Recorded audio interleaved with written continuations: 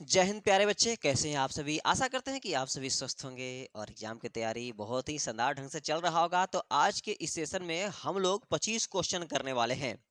मैं 25 क्वेश्चन आप सबके सामने रख रहा हूं और 25 में से मेरे प्यारे बच्चे 25 में से यदि आप सभी 20 क्वेश्चन का आंसर अगर सही सही दे देते हैं, केवल 20 क्वेश्चन का आंसर अगर आप लोग सही सही दे देते हैं, तो माना जाएगा कि आपका तैयारी बहुत ही बढ़िया ढंग से चल रहा है।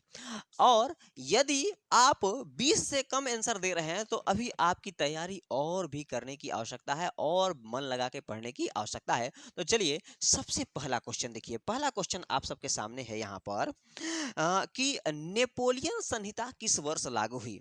नेपोलियन संहिता किस वर्ष लागू की गई। अगर इसका सही जवाब आपको पता है, तो समझिए कि तैयारी बहुत ही बढ़िया ढंग से चल रहा है, ठीक है ना।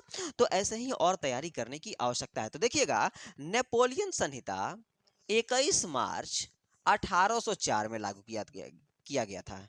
21 मार्च 1804 में लागू किया गया था। बच्चा लोग बढ़िया से देख लीजिएगा, ठीक है। नेक्स्ट जो क्वेश्चन है, नेक्स्ट क्वेश्चन जरा देख लीजिएगा। नेक्स्ट क्वेश्चन कह रहा है कि वियना सम्मेलन अर्थात वियना कांग्रेस का अध्यक्ष कौन था। कितने लोगों को पता है बताइएगा, वियना कांग्रेस का अध्यक्ष कौन था। तो बाबू यहाँ पर वियना कांग्रेस का अध्यक्ष नेपोलियन बोनापार्ट, लुइस 18वां, चार्ल्स अल्बर्ट, हाँ मेटरनिख। मेटरनिख था, याद रखिएगा कि वियना सम्मेलन का जो अध्यक्ष था वो नेपोलियन था। तो इसका ऑप्शन डी हो जाएगा। बताइएगा कितने लोग ईमानदारी से सही सही आंसर बता सकते हैं। कितने लोग को ईमानदारी से बताइए, बताना बच्चा कि कितने लोग को सही सही आंसर पता है, ठीक है ना। जरूर कमेंट करना कि आप लोग कितने क्वेश्चन का आंसर आप लोग अपने मन से कर पाए हो।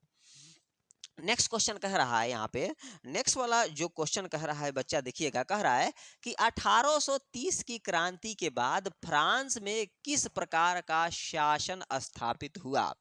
1830 के क्रांति के बाद फ्रांस में किस प्रकार के शासन स्थापित हुआ। तो देखिएगा, निरंकुश राजतंत्र, संघीय शासन व्यवस्था, संवैधानिक राजतंत्र। तो ये हो जाएगा ऑप्शन सी, संवैधानिक राजतंत्र। 1830 की क्रांति के बाद फ्रांस में संवैधानिक राजतंत्र बाबू स्थापित किया गया, ठीक है। तो यहाँ पर ऑप्शन सी हो जाएगा। एकदम ईमानदारी से कॉपी पे लिखते जाइए कि कितने क्वेश्चन का आंसर आप लोगों को पता है और लास्ट में आप जरूर कमेंट कीजिएगा, ठीक है। नेक्स्ट क्वेश्चन है, नेक्स्ट क्वेश्चन कह रहा है कि एक्ट ऑफ यूनियन किस वर्ष पारित हुआ। एक्ट ऑफ यूनियन किस वर्ष पारित हुआ। 1688 में, 1707 में। तो बच्चा लोग 1707 में पारित हुआ था एक्ट ऑफ यूनियन। तो चौथा का ऑप्शन हो जाएगा बी। क्या आपको ये पता था? जल्दी बताइएगा। तो अगला क्वेश्चन है कि रक्त एवं लौह की नीति का अवलंबन किसने किया था। यानी कि रक्त और लौह की नीति का अवलंबन किसने किया था बच्चा लोग। तो हिटलर, विलियम प्रथम, बिस्मार्क। हाँ, तो ये हो गया बिस्मार्क, ये हो गया बिस्मार्क। ऑप्शन सी इसका सही जवाब है। लौह और रक्त की नीति का अवलंबन किया था बाबू बिस्मार्क ने, ठीक है। तो ऑप्शन इसका हो जाएगा सी। नेक्स्ट क्वेश्चन, नेक्स्ट क्वेश्चन कह रहा है कि यूरोप वासियों के लिए किस देश का साहित्य एवं ज्ञान प्रेरणा स्रोत रहा। छठवां क्वेश्चन है कि यूरोप वासियों के लिए किस देश का साहित्य एवं ज्ञान प्रेरणा स्रोत रहा। तो तुर्की है, इंग्लैंड है, जर्मनी है और यूनान। तो यूनान का जो साहित्य है ना, यूरोप वासियों के लिए ये प्रेरणा स्रोत रहा है। तो ऑप्शन डी इसका सही जवाब हो जाएगा। नेक्स्ट क्वेश्चन कह रहा है कि यंग यूरोप की स्थापना किसने की थी। यंग यूरोप की स्थापना किसने की थी। ये तो क्वेश्चन आप सभी को पता होना चाहिए। सभी लोग ईमानदारी से बताना, पता है आप सभी को। काबूर ने, बिस्मार्क ने, मेजनी ने। तो बच्चा ये हो जाएगा, यंग यूरोप की स्थापना मेजनी ने किया था। तो ऑप्शन इसका सी सही जवाब होगा। अगला वाला क्वेश्चन कह रहा है कि सेडोवा का युद्ध किसके बीच हुआ। सेडोवा का युद्ध किनके बीच हुआ था। तो ऑस्ट्रिया और सेडान के बीच, ऑस्ट्रिया और प्रसा के बीच। तो ऑस्ट्रिया और प्रसा के बीच में हुआ था सेडोवा या सेडान का युद्ध हुआ था। तो इसका ऑप्शन बी हो जाएगा। नेक्स्ट वाला क्वेश्चन कह रहा है कि आटो को निम्न में से कहाँ का राजा घोषित किया गया। बताना है कि जो आटो था उसको कहाँ का राजा घोषित किया गया। तो रूस, यूनान, फ्रांस। तो ऑप्शन सी होगा फ्रांस का। आटो को फ्रांस का राजा घोषित किया गया था। ठीक। नेक्स्ट क्वेश्चन कह रहा है, देखिएगा यहाँ पे। तो 10वां नंबर क्वेश्चन है। अब बताना है आप सभी को कितने क्वेश्चन का आंसर ईमानदारी से आप सभी को पता है, जरूर कमेंट करके हमें बताइएगा। ठीक है। तो अगला क्वेश्चन कह रहा है कि यंग यूरोप की स्थापना किसने की थी। तो मेजनी, काबूर, बिस्मार्क और गैरिबाल्डी। तो यहाँ पे मेजनी ने किया था। यंग यूरोप और यंग इटली, यंग यूरोप और यंग इटली दोनों की स्थापना मेजनी ने किया था। नेक्स्ट क्वेश्चन है, कह रहा है कि यंग इटली की स्थापना किसने किया था। तो यहाँ पर ये भी बाबू मेजनी होगा। देखिएगा अभी बताए थे पिछले वाले क्वेश्चन में। तो यंग इटली की स्थापना किसने किया था। तो मेजनी ने किया था। इसका भी ऑप्शन बी सही जवाब होगा। अगला देखिए, अगला वाला क्वेश्चन है कि सेडोन का युद्ध कब हुआ। सेडोन का युद्ध कब हुआ था। तो 5 सितंबर 1867 को, 1 सितंबर 1868 को और 1 सितंबर 1870 को। तो सेडोन का युद्ध 1 सितंबर 1870 को हुआ था। ईमानदारी से बताइए, पता है आप सभी को। ईमानदारी से बताना, क्या आप सभी को पता है। अगला क्वेश्चन है 13 नंबर कि सन 1870 में फ्रांस और प्रसा के बीच युद्ध कहाँ हुआ था। 1870 में फ्रांस और प्रसा के बीच युद्ध कहाँ हुआ था। तो सेडान है, सेडोवा है और साइडाइन है और वो फ्रैंकफर्ट है। तो सेडॉन में हुआ था। सेडॉन में हुआ था बच्चा, याद रखिएगा। 1870 के फ्रांस और प्रसा के बीच का युद्ध सेडॉन में हुआ था। ऑप्शन ए इसका सही जवाब होगा। नेक्स्ट क्वेश्चन होगा कि फ्रैंकफर्ट की संधि कब हुई। फ्रैंकफर्ट की संधि कब हुई। तो 10 मई 1871 को फ्रैंकफर्ट की संधि हुई थी। तो ये हो जाएगा ऑप्शन ए। अगला वाला क्वेश्चन कह रहा है कि किस युद्ध के बाद जर्मनी का एकीकरण पूरा हुआ।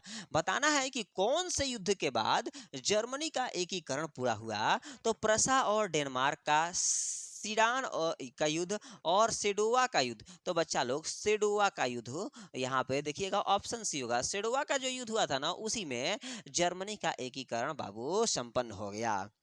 अगला क्वेश्चन कह रहा है कि काउंट काबूर को विक्टर इमैनुअल ने किस पद पर नियुक्त किया था। काउंट काबूर को विक्टर इमैनुअल ने किस पद पर नियुक्त किया था।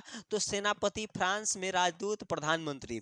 तो बाबू प्रधानमंत्री के पद पर नियुक्त किया था। ये हो जाएगा ऑप्शन सी, प्रधानमंत्री। नेक्स्ट क्वेश्चन कह रहा है कि रक्त एवं लौह की नीति का अवलंबन किसने किया था। रक्त एवं लौह के नीति का अवलंबन किसने किया था। मेजनी, हिटलर और बिस्मार्क। तो इसका होगा बिस्मार्क ने किया था। रक्त एवं लौह के नीति का अवलंबन बिस्मार्क ने किया था। अगला क्वेश्चन है कि वियना कांग्रेस के द्वारा फ्रांस में किस शासक वंश की पुनर्स्थापना की गई थी। तो हैम्सबर्ग, आलिया, जारशाही और बुर्बो। तो बाबू देखिएगा, वियना कांग्रेस द्वारा फ्रांस में बुर्बो वंश की स्थापना किया गया था। बुर्बो वंश का पुनर्स्थापना किया गया था। तो ऑप्शन इसका डी होगा। कितना क्वेश्चन आप लोग अभी तक सही सही कर पाए हैं। कितना क्वेश्चन आप लोग सही सही कर पाए हैं, जरूर बताना। कह रहा है कि वियना सम्मेलन किस वर्ष हुआ। वियना सम्मेलन किस वर्ष हुआ था। तो ऑप्शन ए है 1815, 1920, 1825 और 1840। हाँ, 1815 होगा। वियना सम्मेलन 1815 में हुआ था। नेक्स्ट क्वेश्चन कह रहा है कि वियना किस देश की राजधानी है।